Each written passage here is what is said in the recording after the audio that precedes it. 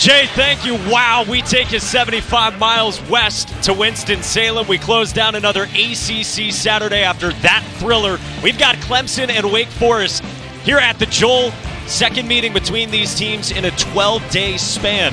First matchup was down in South Carolina at Little John Coliseum, and it went the way of the Clemson Tigers in a close one, despite a career-high 22 from Andrian White. Hunter Tyson was excellent for Clemson against the Wake Forest zone.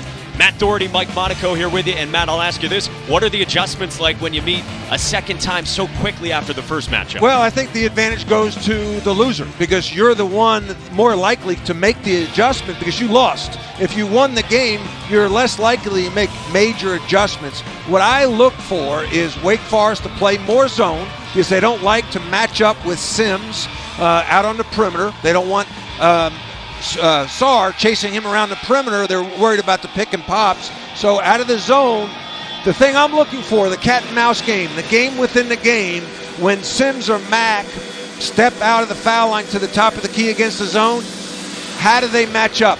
Look for Sarr to take the ball and make it look like a 1-2-2 with the 7-footer at the point. It's so fun to dive into those coaching matchups when you get such a quick meeting. Less than 2 full weeks. You saw Danny Manning, you saw Brad Brownell, and these teams meet again here in Winston-Salem. And off we go. Wake Forest 9-11 overall, 2-8 in the ACC, but coming off a lot of close games. Most recently, the middle of this week out in South Bend, a 10-point loss to Notre Dame.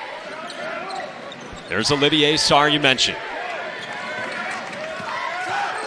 A double on Odi Oguama and a double dribble and a turnover. Yeah, Clemson worked on trapping the post from the baseline side, and I love doing that because it creates a lot of confusion. You see your defender, as you catch the ball on the high side, you immediately turn baseline, the help comes. Now it's tough to pivot out of that and find an open man.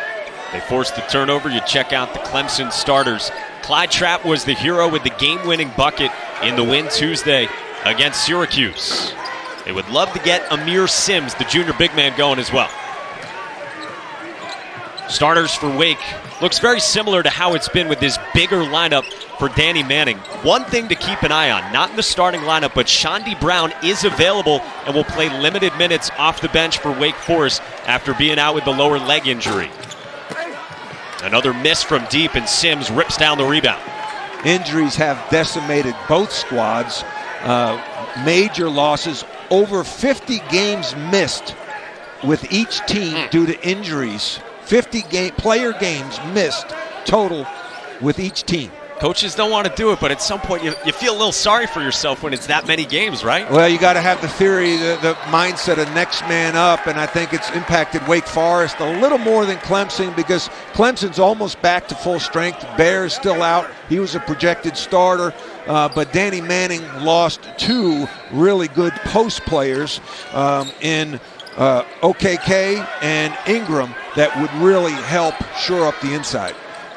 Curran Scott with the shot clock winding down, but a fresh possession secured by Sims. One of the hardest things out of his own is matching up on box outs, so long shots, long rebounds, you've got to find a man and hustle to the ball. Sims backing down, and the hook won't go, and Sarr clears it.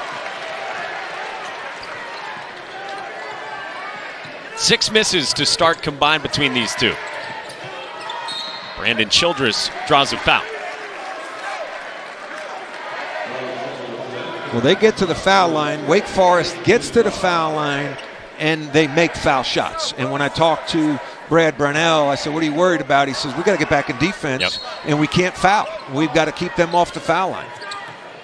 And you talk to Danny Manning, and he doesn't hide that. You hear it right away. That's the stated goal, to get up a lot of free throws and get paint touches, something he is so focused on offensively. Yes, he told us 40-plus paint touches, and that's via the drive or the catch.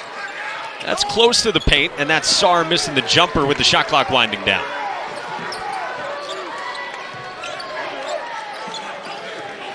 There's Trapp, who had 17, including 2 right at the end in the final seconds to beat Syracuse on Tuesday. Tevin Mack had 32, and he swirls one out.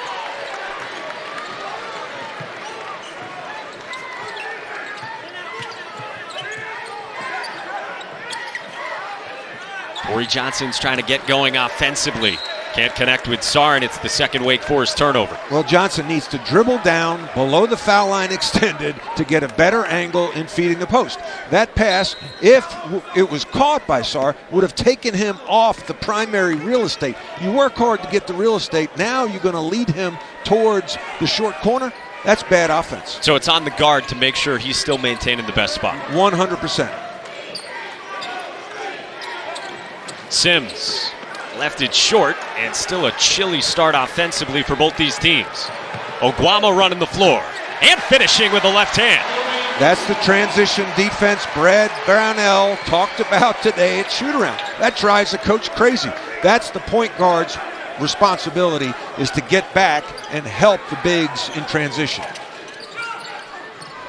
John Newman III had it stripped, but recovered nicely in a homecoming game for the sophomore.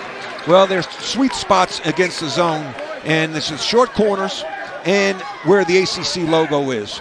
That's where you want the ball offensively because it breaks the defense down. And Clemson, excuse me, Mike, have the players with size that can make plays. They have Mack, they have Newman, and they have Sims. They forced the turnover this time, and it's Newman. And the follow is there for Clyde Trapp. Danny Manning said that was still in the cylinder. I didn't know you could read lips. Or read body language, perhaps, from up here inside the Joel. They teach you that at Notre Dame?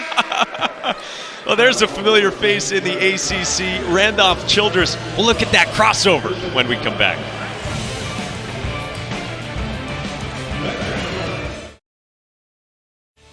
ACC Network Basketball is brought to you by Zaxby's. Hand-breaded chicken and fresh ingredients made to order only at Zaxby's. Boy, that does not get old. The 95 tournament in Greensboro, where the ACC tournament will return to this year. That's just beautiful from Randolph. I saw him in high school, and he was one of my favorite players because he was really smart, and his level of confidence is off the chart. That crossover, and then he's begging Jeff McGinnis to come up and guard him. That takes, as Bill Raftery would say, onions. A little hobbled right now with the sling still on, yeah. Of course, coaching his son. And what a coaching staff it is for Wake Forest, littered with 1,000-point or more scores. They got ballers from Danny to Rex Walters, who I coached at Kansas, Steve Woodbury, who I coached at Kansas, and Randolph Childress, who was a great, great player here in the ACC at Wake Forest. I'm trying to find my way into a golf outing invite with you and Rex. That sounds like a lot of fun. Judging on today at shoot-around. It's not for the faint of heart. It's not for the faint of heart. First foul on Clyde Trapp, and it'll send Olivier Sarr to the line. Junior 7-footer out of France, who has been terrific recently, averaging 15 and 10 over his last half dozen games. His growth, and when I saw Danny today, I said, Danny, let me guess. He started out as a smaller player in high school and then had a growth spurt. And he said, exactly. He started out as a wing player, had a growth spurt, and brought that skill package to a 7-foot body. He's one of the guys that gets to the line so much, and we talked about it. That's what Wake likes to do. And as he gets stronger, he does that even more because it's not all turn and face, right? Right. No, he tries to attack the rim. Danny talked today about me being more aggressive in the post instead of going off of 1 foot for a layup or a power move. Go off of 2 feet, so now you're more rooted, so you can take the contact and still finish. He has been terrific. Overall, averaging 13 points and 9.5 rebounds per game for Wake Forest. Clemson trying to pick apart the zone that they succeeded in doing on Tuesday against Syracuse, but Scott misfires. It's a different zone. They did a great job, I think, attacking the corners against Syracuse. Syracuse tries to keep the ball out of the corners, and they play high, like a 2-2-1 zone. Here, how about the post passing there? Yeah, no, he's skilled, man, and that's a left-hand hook pass against a double team. That's a challenge that Brad talked about today. Do you double him? If he's off the block and he turns and faces and you start your double, you're going to leave the basket open. I tell you what, he didn't start at the beginning of the year. There's a shot from the corner, and a 3 goes down for Amir Sims, the junior, trying to get the scoring back going. Yeah, isn't that crazy? Bringing a guy like that off the bench for Wake Forest. A miss from Brandon Childress, and here comes Clemson up a deuce.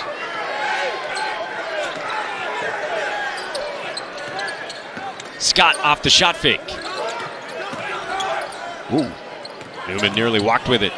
Tevin Mack was so good in the mid-range on Tuesday. Yeah, different day. It's like golf. We talked about golf. One day you got it, one day you don't. On the face-up, Isaiah Musius, no. Sarr battled for it, but it belongs to Clemson. Nothing But Net every Sunday is our weekly basketball studio show. Preview the week, we'll look back at the best games from this past week, highlights, analysis, and insight that only we can provide. Tomorrow's show, keep an eye out, 11 a.m. Eastern, right here on the ACC Network and the ESPN app. And Matt, we know they'll be talking about the one that just went down about an hour and 15 minutes from here. Boston College getting the win in Chapel Hill. Jimmy Christian, Long Island's finest from Bethpage, where the Bethpage Black course is, if you're a golfer. Yep. Jimmy and I have known him since he was in 6th grade. And I refereed one of his games in 6th grade, tried to get him to go to my high school. Went to St. Dominic's, which is where Rick Pitino went to high school. And he's a terrific coach, and he's got the toughest job maybe in the league. And to go into Chapel Hill with Cole Anthony coming back and getting a win with some cool customers at the foul line at the end of the game. And he sprung that zone on Carolina at the end. I think that surprised him, and Cole Anthony had to heave up a jumper. Huge win for Jimmy Christian and the Boston College Eagles. You're right, because despite 26 from Cole Anthony, including what was the go-ahead runner in the lane before Boston College got the win. Slow offensive start here in Winston-Salem. Matt Doherty, Mike Monaco, our ACCN crew with you. Roll back off the rim for Sims, and now another scramble for it. And a tie-up will send it back the other way.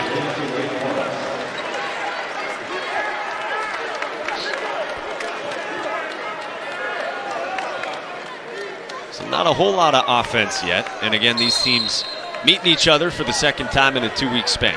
Well, I think, one, it's hard to figure out the zone and get a rhythm against the zone. I think they're very active. I think they're making some adjustments in the zone. What Clemson wants to do is get the ball to the corner and have a big closeout to a guard. But what I think Danny is doing is kind of staying with the cutter. So now a smaller forward is guarding a perimeter player in the corner. So you're not putting Sars or another big man in harm's way closing out to a guard. And that's the fear, right, if you're Danny Manning? Yeah, the matchups. And when you're playing a zone, you can dictate the matchups offensively, but Danny's making that adjustment that we talked about from that 11, 12-day span. Those are coaching. Danny's a good coach, man. He's dealt with some of these injuries that are ridiculous. He played in the NBA. Would have been one of the all-time greats if he didn't have 3 ACL surgeries. One of the only players to ever come back from 3 ACL injuries in the NBA. And then played for Larry Brown at Kansas, won a national championship, and then coached under Bill Self for a long time at Kansas, and then had success at Tulsa, and already took this program to NCAAs. But the injuries and players going pro early, a program like this can't withstand a John Collins leaving after a sophomore year to go pro. They're not wired. They're not built the depth of talent that you get at a Duke or North Carolina or Kentucky. Jalen Horde, of course, one and done off last year's team, plus all the injuries this year. As you see Trey Jemison enter for Clemson in the front court.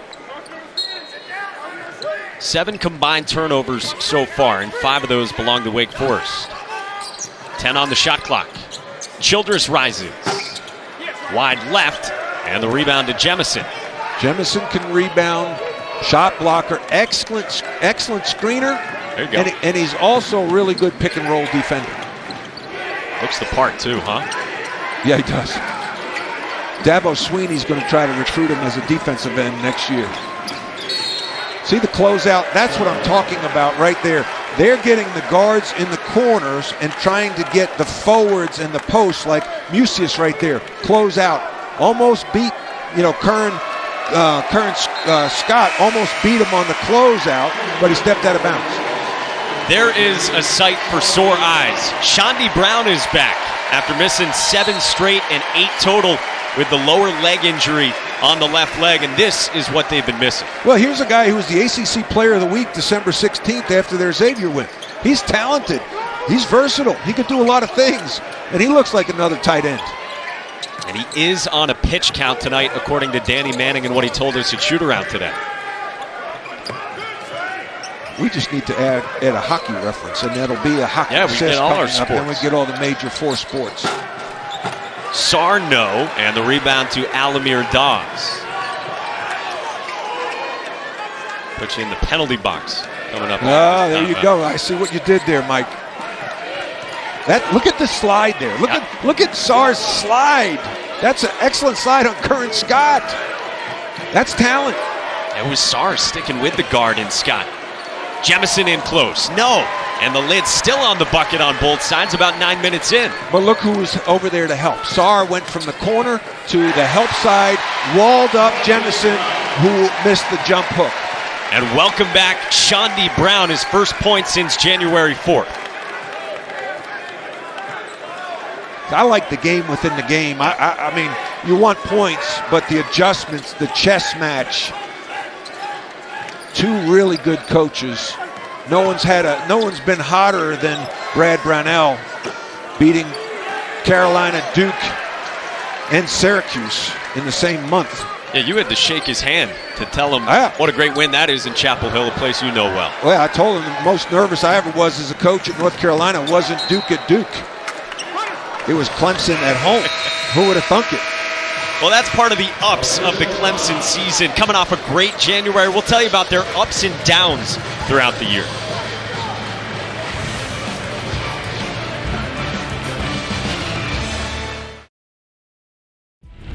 All right, Brad, let's run the fast break.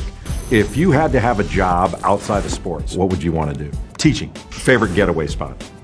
Wilmington, North Carolina. What's your favorite thing to eat? Oh, I like pizza a lot, which isn't probably a good thing. Coach, we'll get you all the deep dish, whatever way you like it, after that month of January, 5-2, including wins over 3 Hall of Fame coaches, Matt Doherty. There's nobody hotter than Brad. I shook his hand at shoot-around, and I had to pull it back so fast it was hot. I mean, the guy can coach, and what he has done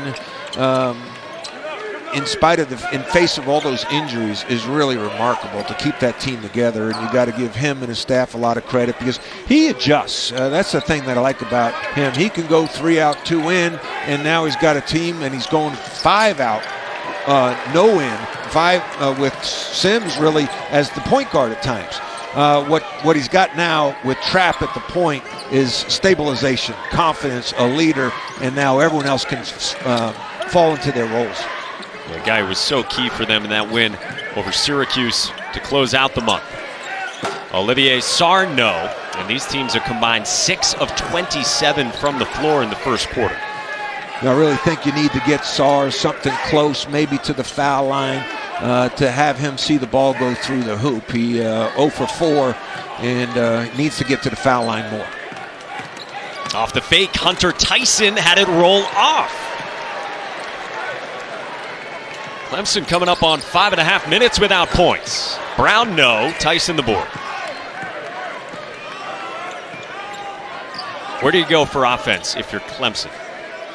Well, I think you got to go pick and pop with Sims. I like him at the top, handling the ball against the zone now. Let's go into the ACC, the short corner. That's good defense. They're attacking, like I told you. They're trying to attack the corners and get Sarr out there, but Sarr is doing a really good job of staying low, sliding his feet, and right now you had Hunter Tyson and Curran Scott try to drive him out of the corner, both times unsuccessful. Hats off to Sarr's defense. He heads to the bench as Danny Manning mixes it up here midway through this first half. All right, Masood's in the game. The dude likes to shoot. I talked to him today. I said, the only time you like to shoot is when the leather is in your hand. And he started laughing. How about Oguama battling on the offensive glass to put Wake up by 2? I love his energy. I worked for the Indiana Pacers. Donnie Walsh, legendary NBA executive. I talked to him a lot of times before games, and he said, you know, Matt, after all these years, the most important thing is energy. And Oguama brings that to the team. Yeah, it's a good way to do it here on the offensive glass. Yeah, extra possessions. And they are not a great offensive rebounding team, but he is. Foul was on Andrian White, his first.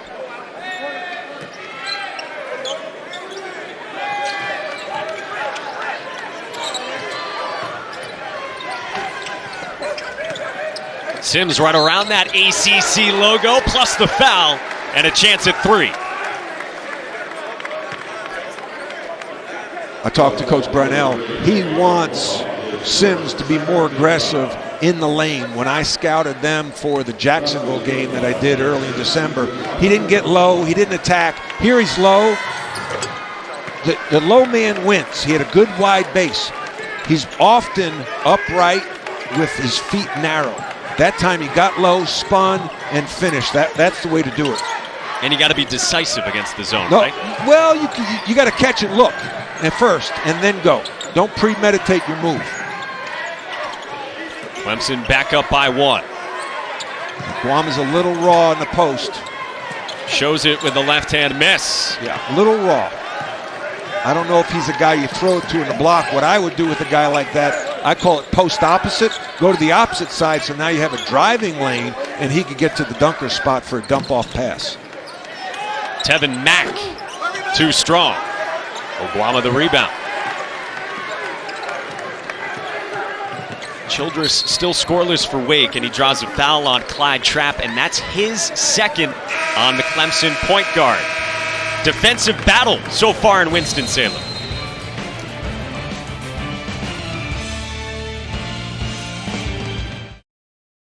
In the ACC, John Mooney reaches 1,000 career points in a win. Ryan McMahon was red hot from three. Florida State gets a win in bounce-back fashion. Devin Vassell was terrific. And Cole Anthony's return spoiled by Jim Christian, whose suit got ruined in the post-game celebration.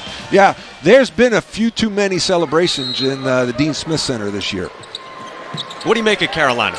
I just think that, obviously not having Cole Anthony really hurt. And then Brandon Robinson, who is the upperclassman that can shoot from the perimeter, has been injured and inconsistent. And, Baycott up and down as a freshman. And Derek Brooks has been really good. I've enjoyed him. So just as a result, there's been a lack of continuity, chemistry, flow to their team, because once Cole Anthony went out, they really didn't have a solid point guard. Speaking of point guards, Clyde Trapp has the 2 fouls, so keep an eye on this point in the game, and we'll see if Brad Brownell can roll without him the rest of this first half. Well, I think they can, because Dawes is not going to face pressure if Danny stays in the 2-3 matchup zone.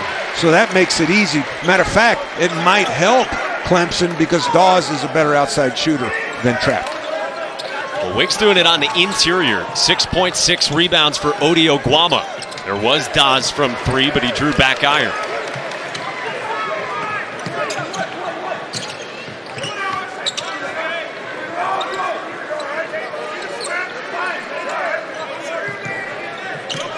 Ten turnovers combined, 9 made field goals combined, and a foul on Kayvon Moore of Clemson.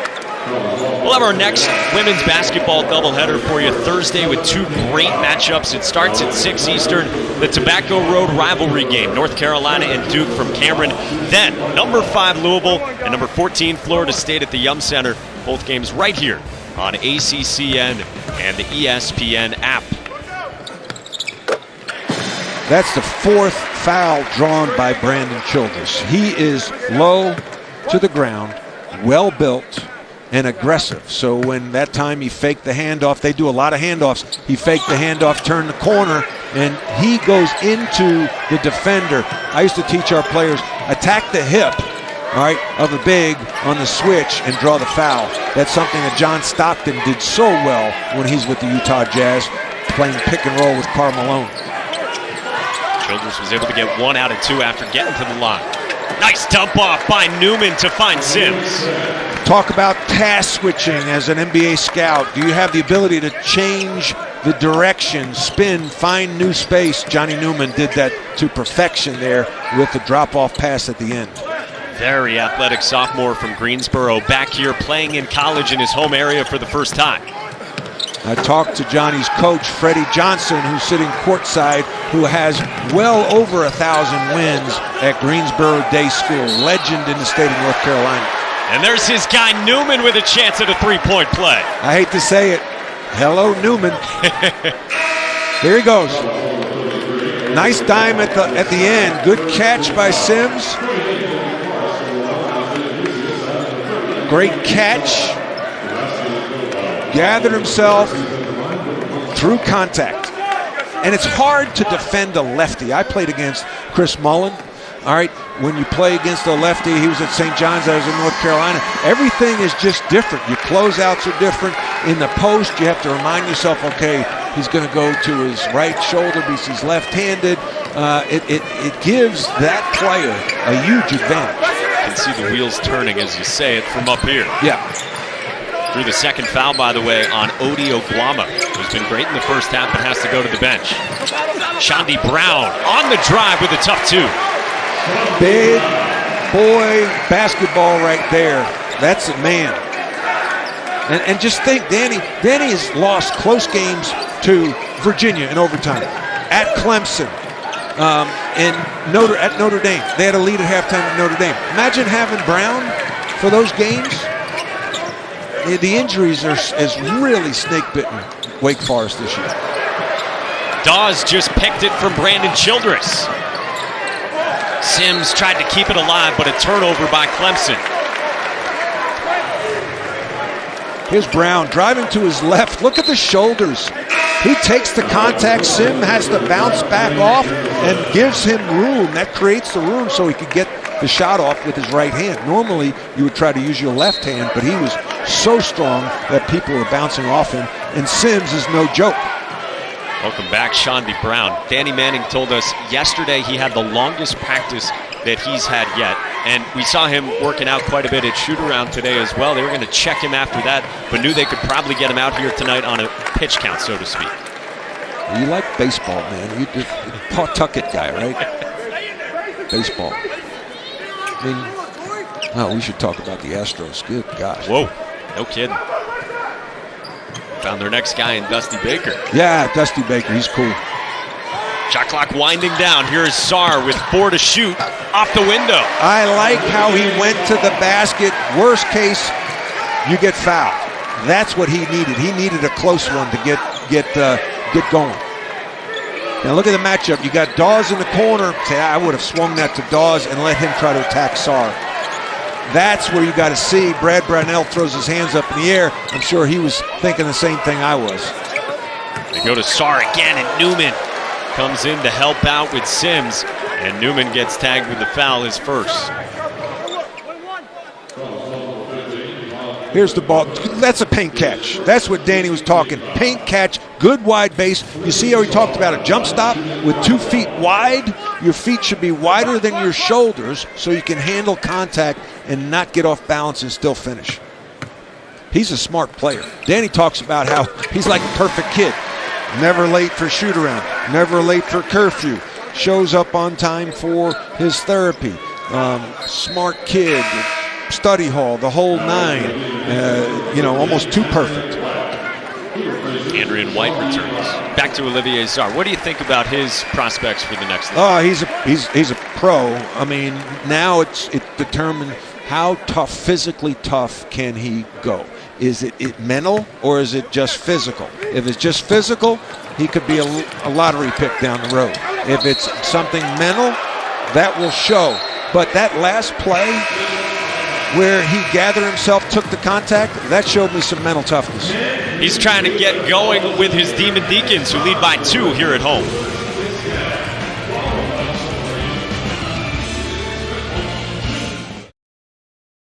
Tuesday against Syracuse, just 2 points for Amir Sims. Matt Doherty, he's got 8 already today. Well, he's been a little up and down, but when he's up, he's really good. He can score at all 3 levels. The 3-point line, he can score in the lane, and he can score right around the basket.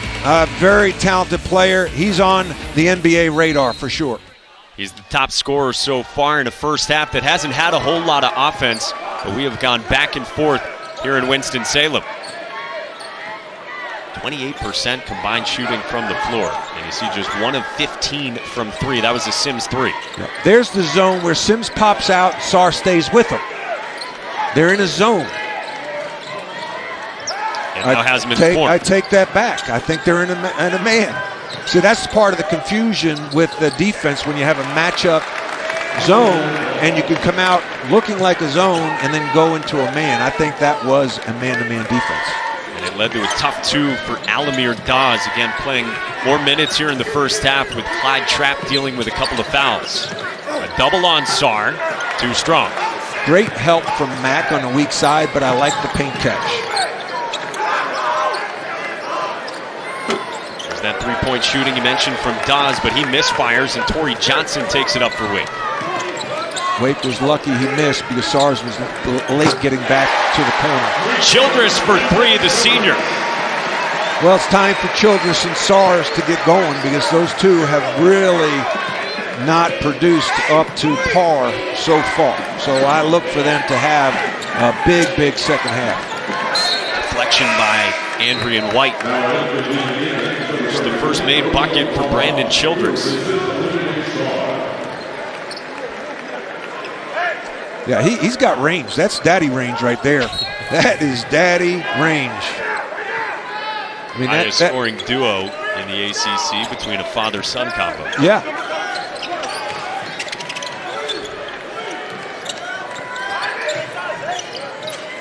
Scott with the shot clock winding down. That's really good defense. Newman dumps it off again for Sims. That's 10 for Amir Sims.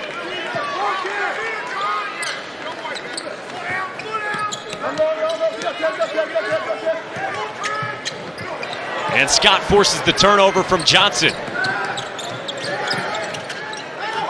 Turnovers, live ball turnovers. Danny and I talked about that at shoot-around today. You'd rather have them throw it out of bounds than throw it to the defense. Foul goes on Oguama, and now that's 3 on Odi Oguama. Next Saturday at noon Eastern right here on ACCN, Miami and number 5 Florida State in a rematch. First game was in the middle of January down in Coral Gables, went to overtime. Some big shots from MJ Walker and Devin Vassell lifted Florida State in the rivalry against Miami.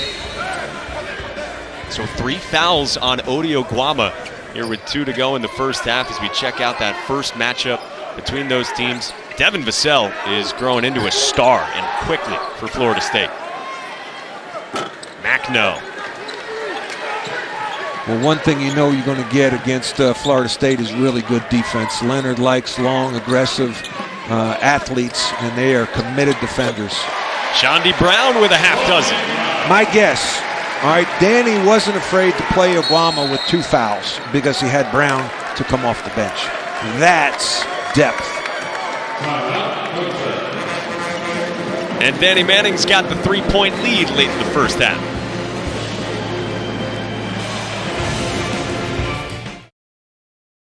Today, what have you been missing without Shondi Brown? He got out the laundry list because it's extensive. Yeah, it was a list. It was scoring, offensive rebound, defense, versatility, free throw shooting. Yeah, he went on and on, just started smiling like the guy's a baller, and like no kidding. And there's no rust on his game. He sat out 7 games, 8 games, no rust. On the baseline, Sarr met Hunter Tyson at the rim. Wow. He looked like Rudy Gobert, another Frenchman.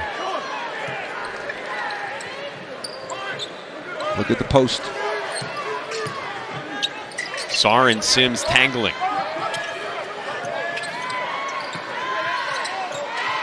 Brown couldn't handle the pass from Sarr, and a foul on Shondi Brown. How about the defense, too, from Olivier Sarr, the 7-footer? Yeah, not here, not now. Not tonight. That was a good block. Pinned it against the backboard. I think he got the ball before the ball met the backboard. He brought it to the backboard. That's something I want to see more from him, is shot blocking. Wake Forest is one of the worst shot blocking teams in the league. They're last in block shots, 1.9 per game. With a guy like him inside, he should be blocking more shots. Lucius has some length. He earns a traveling call on John Newman in the 6th Clemson turnover. 7-second difference between game and shot clocks here, with the first half winding down, and Danny Manning will take his first time out. That's to use it or lose it. So 32.5 to go in this first half in a 3-point game, and there hasn't been a whole lot of offense to come by, Matt. No, but I like the game. I like the chess match. This is the thing I love about the college game, is the styles of play. In the NBA, everyone kind of plays a similar style. It's pick and roll, not much variety.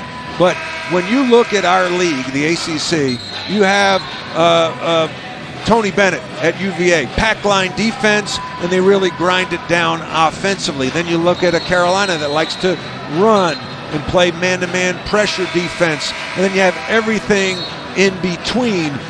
Jim Boeheim's 2-3 zone. So there's a brand. Each team has a certain brand that it brings flavor, variety, and as I said earlier, I like the game within the game, the chess match amongst coaches. And this, to me, out of a timeout, end of game, use it or lose it, I always switched up my defense and went 1-3-1 because Danny's working on a man play. So let's see if Brad makes any adjustments or he just sticks with his man-to-man defense. I'd anticipate pick and roll, and maybe SARS with the pick and pop. Childress gives it up for Ishmael Massoud. No. And a chance for Clemson with 10 seconds left. That was way too early. Great hustle. And it's off Tyson. Great hustle back by Neath. Really good hustle. Now, I felt you went too early. You want to go with 8 seconds and get a shot at 3. Now, there was about a 4-5 second differential, which makes it tough.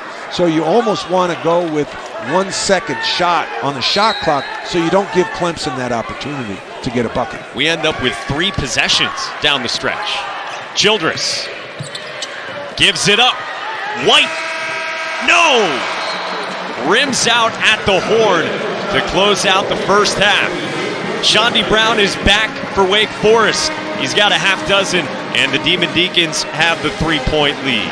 Halftime here in Winston-Salem, 22-19, the Wake Forest lead over Clemson. The studio will have your halftime report after the break. Kelsey Riggs, Luke Hancock, and Carlos Boozer on the other side.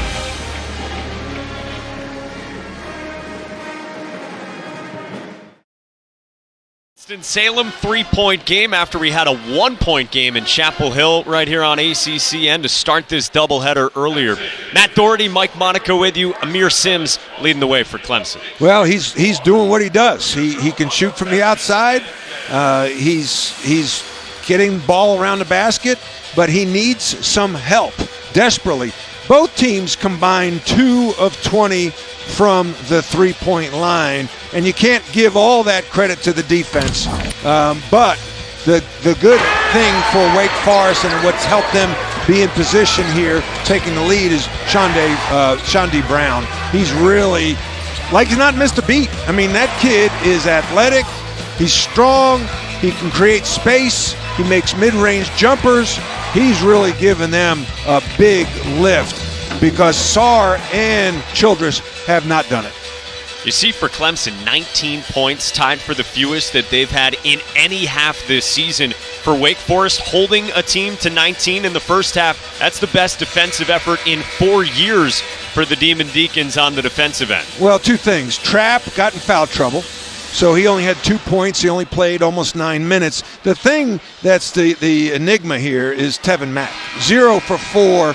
He's not bringing the energy that he brought. This is the same guy who had, 32 against Syracuse and 10 rebounds? And he's not bringing that energy. I expect that Brad Brunell challenged him at halftime and said, I need you to get into the middle of that zone and go into attack mode.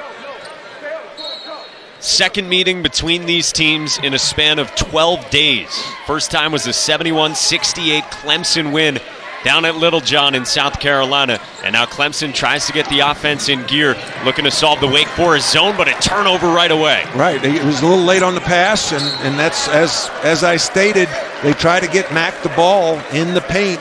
You want to get him going as a coach. You could be frustrated that he didn't have a great first half, but it's your job as a coach to get him going, and they tried to do that, but just the pass was not executed by Trapp.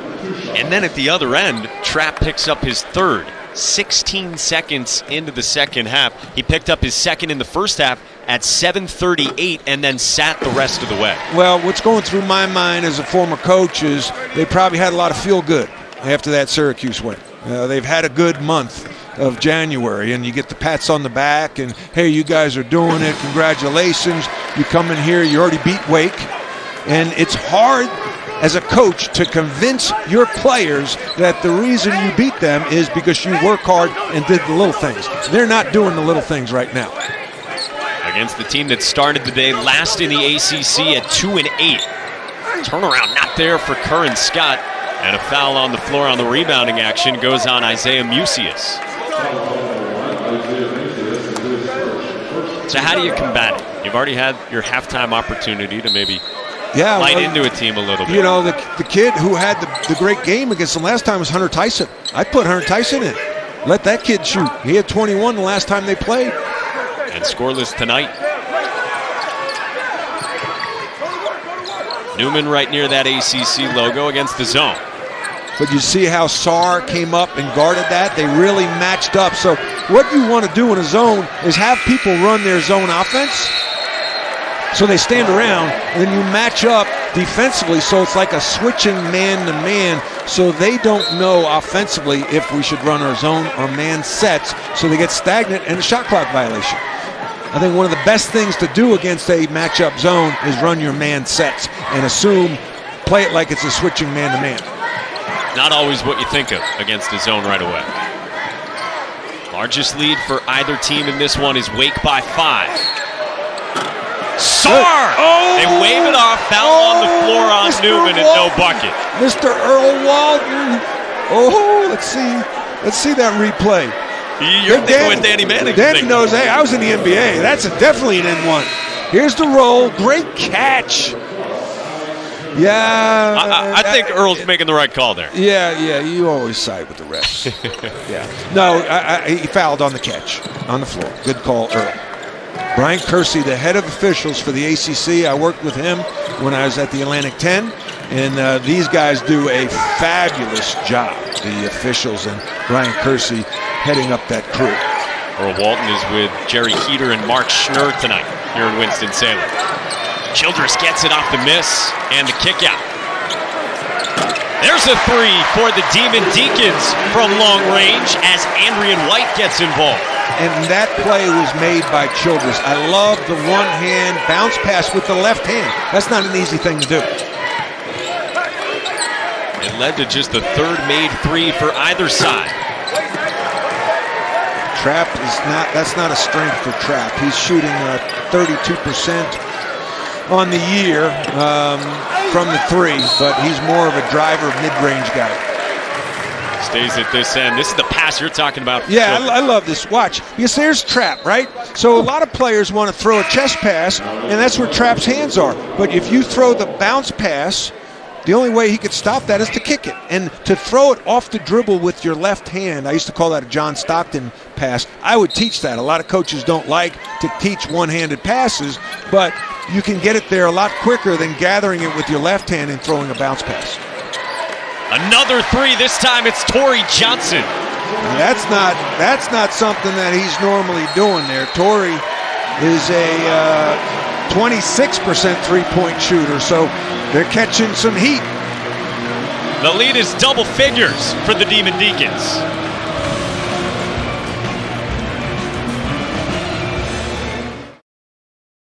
Yeah, we are serious. We will be there. Matt Doherty has lived that rivalry before as a player and pretty good success in doing so, and as a coach as well. Yeah, my success was a little bit better as a player. But if I played Coach K 101, I'd like my chances. But unfortunately, I had to go against Jay Williams and Carlos Boozer and Mike Dunleavy quite a bit. Our guy Boozer holding it down in the studio. Yes, but that's the most intense. 8 miles separate the most intense rivalry in all of sport, in my opinion.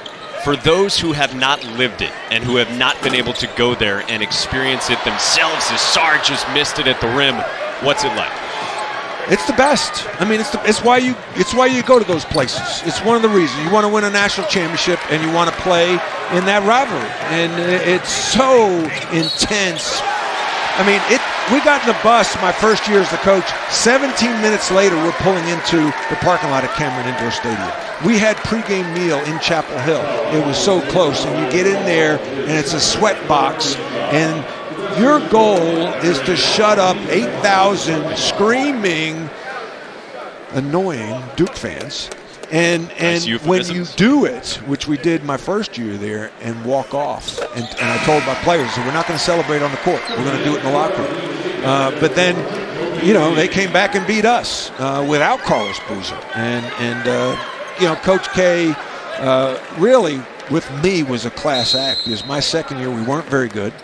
And we were down 20 in the middle of the second half. He could have ran it up to 35 points. And at the end of the game, we lost by like 22. I shook his hand. I think that's the picture that they showed. And I said, hey, thank you for not running up the score. And he said to me, I've been there. Yeah, because he lost to Virginia. I think the score was 100 to 66 in the ACC tournament one year. So he had some compassion, and I really respect him for that.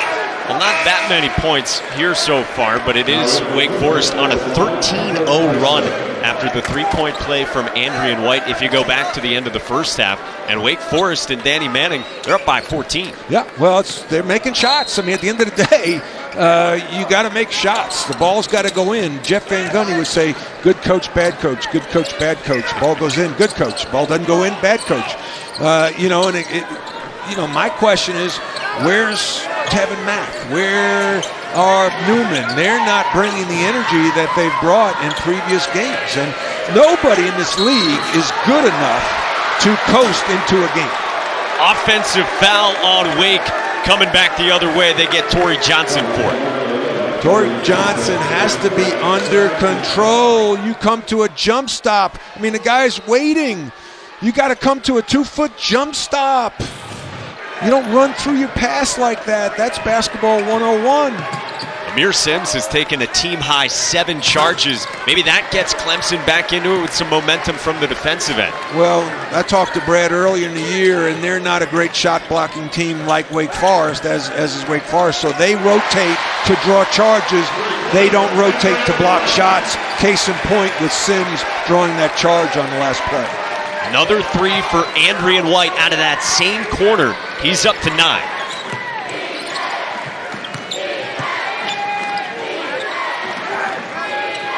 We were calling for Tyson. Here he is. Still scoreless for Clemson. Nice patience, but he missed it. Sims off the window to stop a 16-0 run. Sims, one thing, if my critique of him, 2 things as an NBA scout. One, I don't want to see so many lows in the games, like where he struggled against Syracuse but had a great game against Carolina. I want to see more consistency. And the other thing, I want to see him more explosive in and around the basket in terms of being quicker with his moves and more aggressive to be able to finish around the goal a little bit better. White missed it, and Clemson is running. Nearly a turnover by Alex Hemingway. And now Clemson does give it up. Hemingway's from Brad Barnell's hometown, and Hemingway's coming off some injury, played his first game back against Louisville. And boy, Coach Barnell was pretty hard on him today because he made some mental errors and I think just a nervous freshman. White left alone. Couldn't cash in. Hemingway with a chance to respond, and he does in front of Brownell in that bench. I tell you what, there's some medicine right there. He makes those shots, you go play. If my motto, if you can't shoot, you can't play. If you can't shoot in today's game, you cannot play. And most kids from the state of Indiana know how to shoot. Brad Brownell and Alex's father, Todd, they were playing soccer together when they were 10, 11 years old. Weak side offensive rebound and nearly a stick back from Musius. I didn't know you were allowed to play soccer in the state of Indiana as a youth. Got a great program rolling there in Bloomington. Well, how about Andrian White getting things going in the second half for Wake Forest, which was on a 16-0 run and leads by a dozen at home.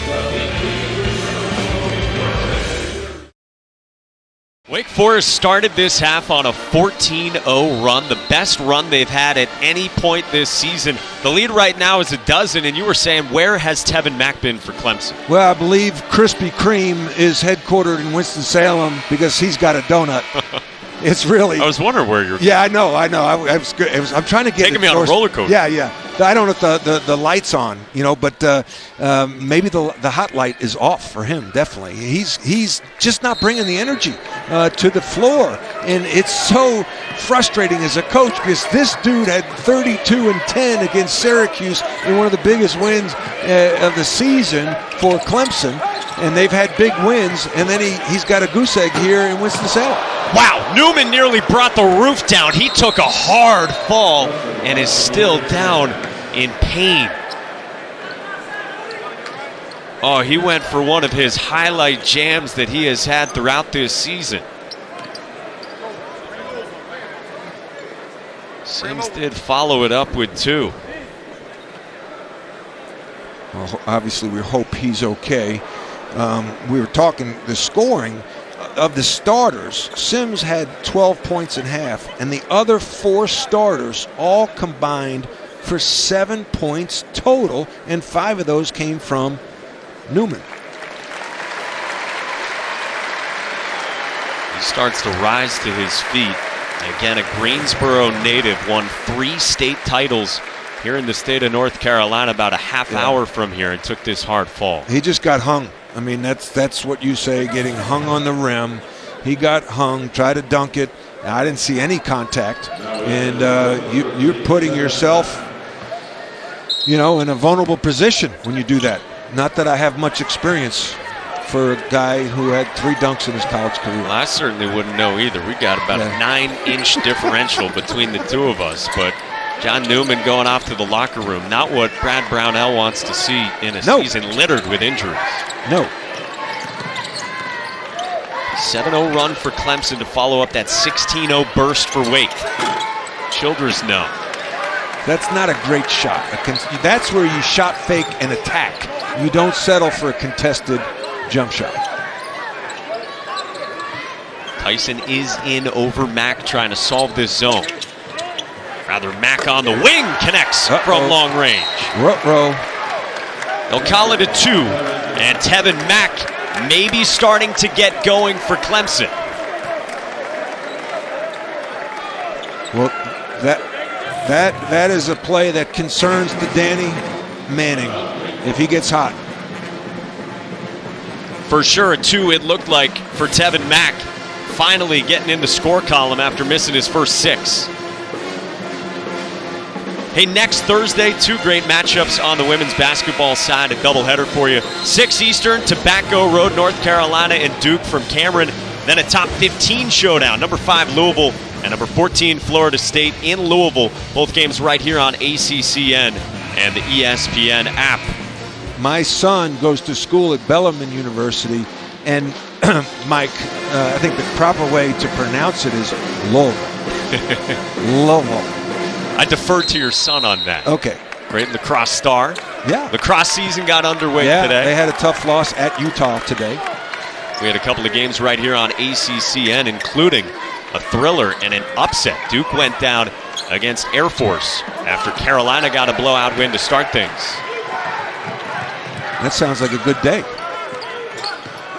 Sure is, to get the college lacrosse season starting. Sims couldn't drill it from deep with Clemson on the 9-0 run. You see the pep in the step, I think, with Wake Forest. A little more energy now that the ball's going through the hoop. That one popped back out on Shondi Brown. More energy and trying to convert it into more points, with the scoreless drought increasing on Wake Forest. Sims and Sarr, and traveling the call. Yes. So Wake Forest started the second half making a run, but Clemson has answered. Back down to single digits in Winston-Salem.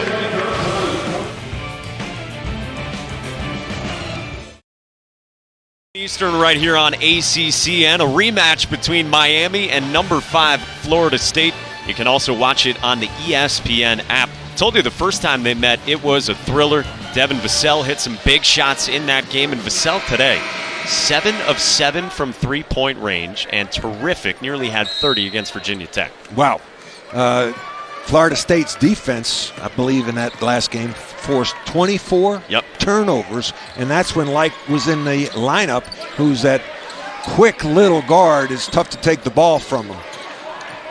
They've dealt with some injuries this year as well, University of Miami. That is a thin bench for Jim Larinaga. Cam Auguste missed some time as well. Another great guard. Shot clock winding down. On the kick out, Masood. Yes! My man from East Harlem, New York. I gave him a hard time today. I said, there's no such thing as like an address of East Harlem. You're from New York City. And he, the guys from New York City, they're very proud of the respective sections that they're from, whether it be like Queensbridge or, like Harlem. I think Meta World Peace lists Harlem. He didn't list. No, actually, he thinks he's from Queensbridge. I don't know if you wanted to hear that from a Long Island. No, he said, where are you from? I said, Long Island, and he kind of laughed at me. Foul on the perimeter. Yeah, Ishmael Masood, his first points, the freshman. Yeah, he's got a quick trigger, man. You don't want to leave him open. The thing, he's got size, a true jump shot, nothing but net. Very confident young man. Well, they hit that foul, meanwhile, on Clyde Trapp, so he's got 4. Right around the 11-minute mark, second half.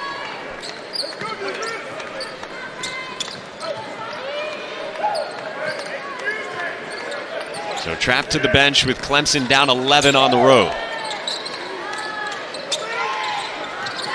White. Post entry for Sarr on the face-up. Working on Sims. Got it to go. Wow. No, they'll say a shot clock violation. I just loved his poise. When I worked for Larry Bird, and he would view big guys, and he said, if he's comfortable with the ball, that shows you something. Yeah, that was a violation. And we'll go have a look at it. But when I was working with Larry Bird with the Pacers, and he was in a meeting and he saw a big guy who caught it in the post and ball faked it out, that Larry made the comment, it shows me he's confident with the ball, that he's comfortable, he doesn't panic. And that's what Sarr just did, was he caught the ball in the post, pump faked out to get the dig off, and then he went to work. Let's take another look at it. Yeah. For sure. I mean, come on. You didn't trust me the first time, Mike? Why'd you have to go for a second look? I find that a little insulting. Nothing wrong with getting a second opinion. I mean, I thought we're kind of family. So you're saying you see confidence from him despite the shot clock violation? Oh, yeah. I mean, he took his time. Now, yeah, would you like to go off the second four? Part of the problem is he got the ball late in the shot clock. Should he have taken a quicker shot? Yeah, of course, he should have gotten it off. I just like when he caught it, the pump fake out to get the perimeter player off him, who was trying to sit on his lap and dig the ball out of the post. It is, however, the 11th turnover on Wake Forest. But at least that wasn't a live ball turnover. Not one of those pick sixes, as Danny Manning called it. Right. That rolls off on Sims, and it does stay at this end of the floor. That was great defense. If I'm this matchup, I want Sims on the perimeter against Sarr. I don't want him going against him in the post, because that's advantage Sarr with his length at 7 foot tall. There you go. Pick and pop. Pick and pop. Pick and pop. Throw it to him. Newman didn't give it to him. Didn't give it to him. I mean, wide open, the best three-pointer shooter on your team. That's vision. That's feel. Tevin Mack with the shot clock winding down. And traveling on Mack. Wow, Euro step. That, I guess you have to be from Europe to get away with the Euro step. Not Columbia, South Carolina. Columbia, South Carolina. Although Mack has traveled a lot. Third school. Right? See what I did there? Look at you, the wordsmith, Matt Doherty. 11-point margin. Boy, Sarr and Sims just battling in the post. I love that pass, that quick pass off the dribble to the corner. That's a basketball player. Brown. Dawes tried to thread one to Sims and another turnover. Get a good shot. This is what he talks about in transition. Dan, there you go. I like it. Brown way off target. And it goes back to Clemson, and Brown furious with himself.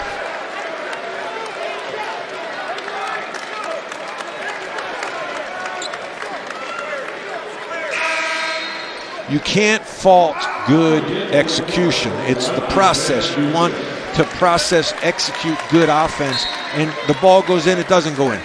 That's why it's important as a coach to do a lot of shooting drills. Sometimes that's neglected in practice, but you could draw up the great play and get somebody open, but if the ball's not going in, the play's not so good. But right there, that break was executed perfectly. Good to see that Newman has been back in there for Clemson. Tyson was left alone. I love Childress's defense on the ball, and then I call it getting in the wake. Tyson gets in the wake behind the dribbler. There's no help there. The pitch back for the open three. First points for the sophomore from Monroe, North Carolina, just outside of Charlotte, who had 21 in the first meeting. Now, I hate to tell you, Mike, now this is local geography. It's Monroe. In North Carolina, it's not Monroe, it's Monroe. Stick around me, good things will happen to you. Max spins one out with the teacher, Matt Doherty.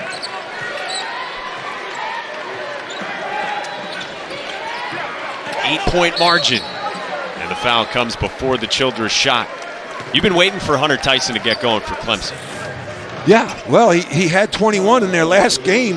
Tevin Mack was late for a meeting, so he started. This guy can shoot. He's sneaky athletic.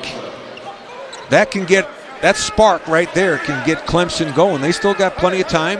8 minutes, down 8. Worth monitoring, by the way, third foul on Alamir Dawes. Remember, Clyde Trapp with 4.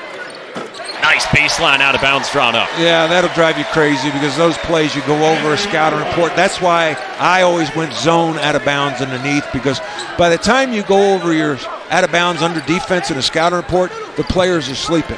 So I didn't want to have to scout out of bounds underneath plays, so I went straight zone, and highly recommend it. And maybe the other team not expecting a change in defense at that point. Even if they're expecting it, they don't have many zone offensive plays out of bounds. Foul on Musius sends us to a timeout. Wake up, double figures.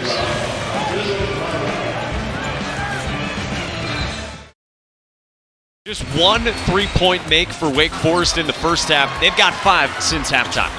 Well, they warmed up. It's a simple game when you make shots. You take care of the basketball, you move to the open space, and you make them. These are shots you practice, and you got to shoot with confidence. No matter if you missed, go for 1 for 9 in the first half or not. My man Masood from East Harlem, New York, bangs in the corner 3. And the Richmond, Virginia native Andrian White, with all of his points since halftime, was 0 of 4 from deep in the first half, 3 of 7 since halftime from beyond the arc. And a foul goes on Olivier Sarr, trying to stick with John Newman. Now, the assistant coach Rex Walters went over the scouting report in the walkthrough, and that's where I talked earlier. Newman is left-handed, and he's going to spin to that left hand, so you got to anticipate and get there early and chest them up instead of having to reach in. And let's say that wasn't a foul, but anytime a big reaches in, you're giving the referee an opportunity to call a foul. And it's on the first for Newman, then staring into the teeth of the student section. Yeah, and that's where UNC great Rasheed Wallace would say the ball don't lie. So maybe he didn't get fouled. The crowd rejoices. They get some free Chick-fil-A chicken sandwiches because a visiting player missed back-to-back free throws. I love me some Chick-fil-A now. Rex Walters was digging in at shoot-around today. Don't tell his wife. 11-point margin for Wake Forest. Childress pulls up. He's feeling it against Dawes.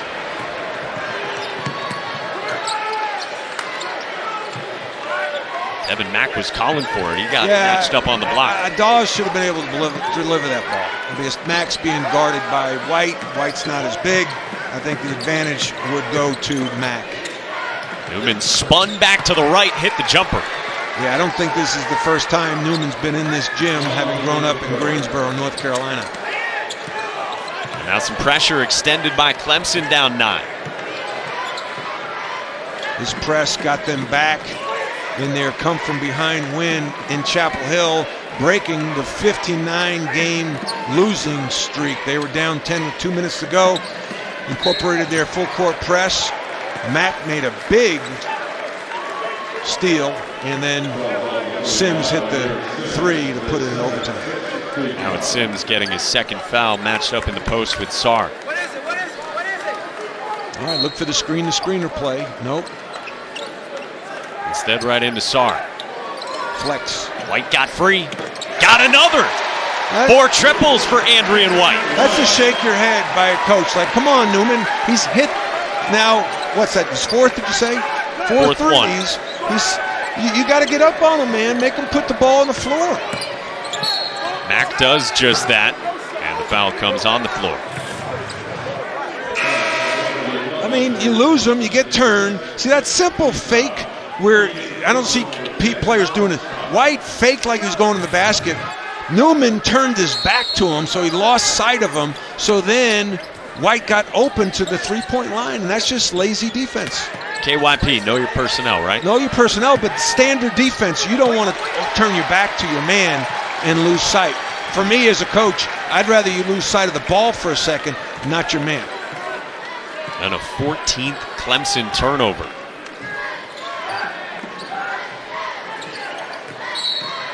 He's strong. When the pick and roll comes, you got to force the ball handler to your help over the pick and roll. 4th foul on Dawes. How about this from Andrian White? 15 of the 23 second half points for Wake. Well, that's real credit to White, but also the coaching staff, because he started off slow to say, hey, if you're open, knock it down. And those type of comments to a player at halftime means the world. I had Matt Carroll at Notre Dame. First game on the road in the Big East. We're playing UConn. Matty's starting. He goes 0 for 5 in the first half. I looked at him in front of the team. I said, Matty, you're 0 for 5. I said, when you're open, I want you to knock it down. He went 5 of 5 in the second half, and we won the game. Those are the type of comments made by a coach that give a young man confidence. And to do it in front of the teammates. Exactly. Well. No question. That was a big part of it. A couple of free throw makes for Brandon Childress, an excellent free throw shooter. 14-point cushion for the Demon Deacons with less than 6 to go. Newman couldn't connect, and the loose ball to the Demon Deacons. The tough thing is Clemson's not a great three-point shooting team, so with each miss, they have a tendency to get tighter and tighter. Look at that. Sarr no, despite the footwork. Mucius the follow. Wow, that move was the most impressive miss I've seen all year by Sarr.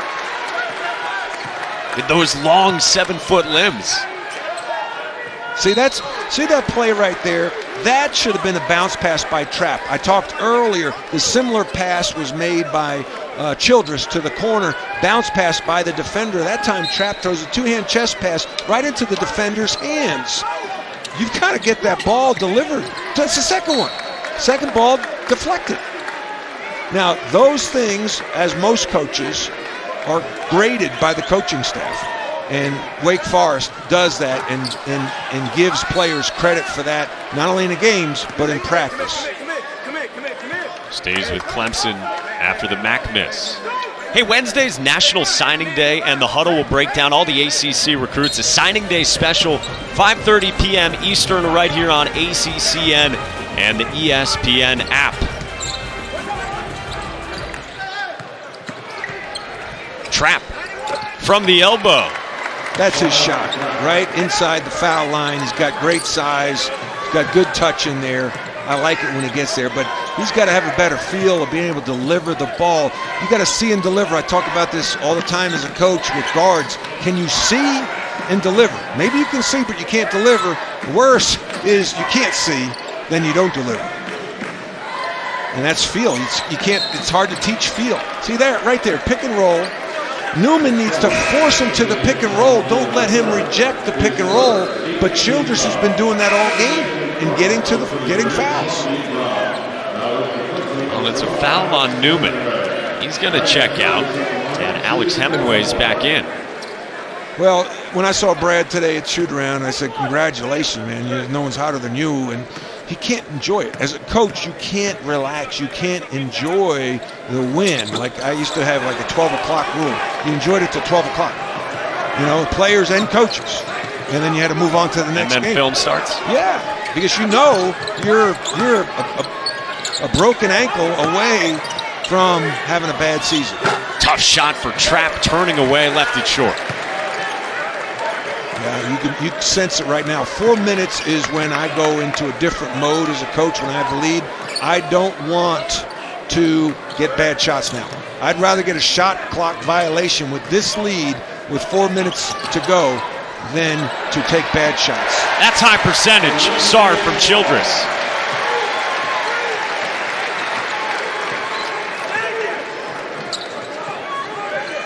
He said, as you hold the ball, then you see desperation on the defense, and they go for gambles and steals, and then you get layups. A steal for Childress, and a layup for Childress. Yeah, this is getting ugly here. He walked. Guys, sloppy. That's just sloppy. That's just sloppy, Trapp. I mean, sloppy with the ball. Here's the backdoor cut. The head is up the whole time, and you got a great target in Sarr for the layup.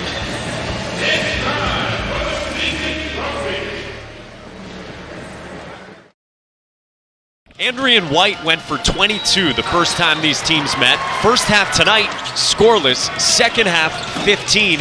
That's why he's tonight's player of the game, brought to you by Zaxby's. Well, just tremendous confidence. 12 of his 15 shots have been from the three-point line. His teammates are looking him, and he's stroking it with great, great confidence. You can't lose him. Danny Manning talked to us at Shoot-Around today about Clemson's ability to shoot the three, how we couldn't lose sight of them. Wake Forest getting it going from deep here in the second half. They've knocked down 6. Yeah, it's all the difference in the world when the ball goes through the hoop, as simple as that sounds. Lead has swelled all the way to 18 for Wake Forest, looking for its third ACC win. Sims lets fly. Eusebius climbs up for the rebound. Well, Clemson's not a very good offensive rebounding team, and Wake Forest is a very good defensive rebounding team. Clemson is 14th in the league out of 15 teams in offensive rebounding percentage. They only get 24% of the offensive boards. So, this, as long as Wake Forest takes care of the ball and doesn't turn it over or charge into their defender, they're obviously in great shape. Well, mass subs on both sides, including Shandy Brown coming out for Wake Forest after that turnover, and Brad Brownell mixing it up here with 2:41 left.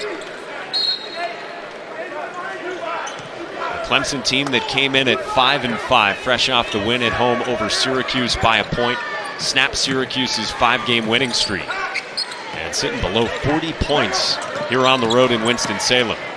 Now, as long as Sarr is in the game, if I'm Danny, I'd love to see Sarr get a couple of buckets because he only has 6 points. So you'd love for him to end up with at least 10 for confidence sake, right?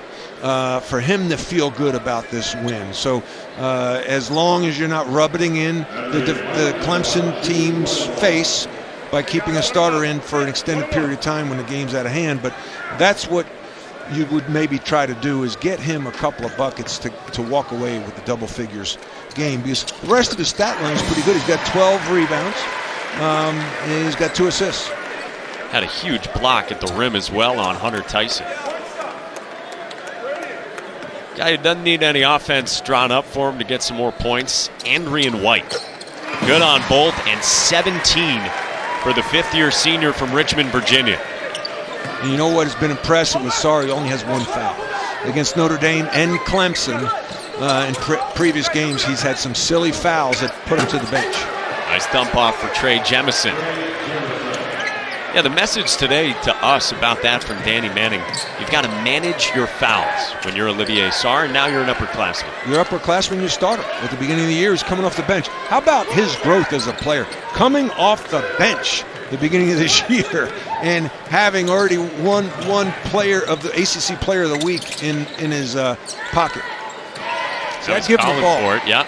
That's too late. See that?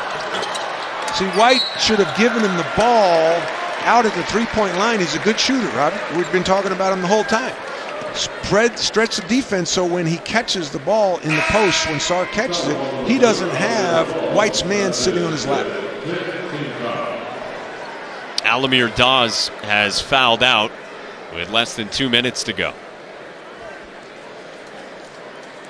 That's frustrating for, it's one thing losing, but when you don't play well, this is going to be a long flight home, even though it's 37 minutes.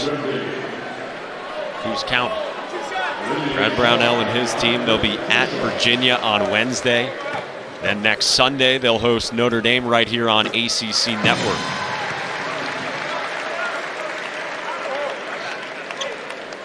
He's got a beautiful stroke. How often do you see 78% at the line from a 7-footer? You said earlier he's got a little LaMarcus Aldridge in him. Why'd you do that to him? No. You made him miss that Let's foul forget shot. that. Yeah, he does, because LaMarcus is a face-up guy. I try to recruit LaMarcus to North Carolina. LaMarcus ended up playing at Texas from the Dallas area. Seagoville, I believe is the pronunciation. And LaMarcus is a off-the-block face-up guy. However, I'm not saying Sarr's better.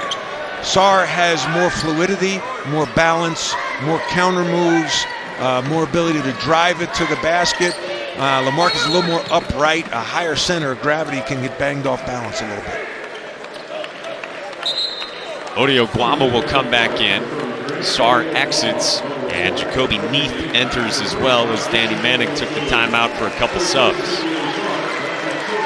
Speaking of subs, I could use one. I'm starving. Late night in the ACC. We still have all ACC coming your way right after this one on what has been a busy day around this conference. The headline, of course, Cole Anthony's return. That changes a bit because Jim Christian and Boston College go into Chapel Hill and get a 1-point win. Yeah, I think the headline is BC beats Yep. Carolina and Chapel Hill, and, oh, by the way, the subtitle, Cole Anthony's return. At the Carrier Dome, Duke at last check up by 10 on Syracuse. That's a nice look by Massoud, who's not accustomed to passing the ball, so maybe Oguama was a little surprised that it was coming his way and resulting in a turnover. And now into the final minute, and a foul as Hunter Tyson was driving it. A frustrating night. You can see it for Brad Brownell on the offensive end in particular. Yeah, it's not who they've been recently, and that's why I talked earlier about energy. To me, the most important thing someone can bring to their team, and I do some leadership work with corporations, the most important thing an employee can bring is energy, positive energy to the workplace, whether that's your office, practice, or the game. And there was a lack of energy by Clemson today. Tyson does connect on both. Coming up on 50 seconds left. Meanwhile, for Wake Forest, they are at Louisville on Wednesday. You can watch that on ESPN2. Then at Syracuse at the Dome next Saturday, right here on ACCN. Michael Wynn's pass nearly picked off by Jemison.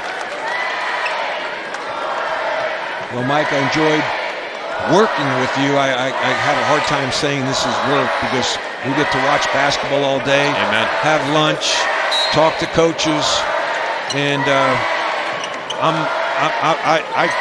listen, I miss being on the sideline, but I don't miss the misery after the loss, and sometimes it's misery after a win, because even when you win, somebody could be hurt, or somebody could be unhappy because they didn't play as much as they would like.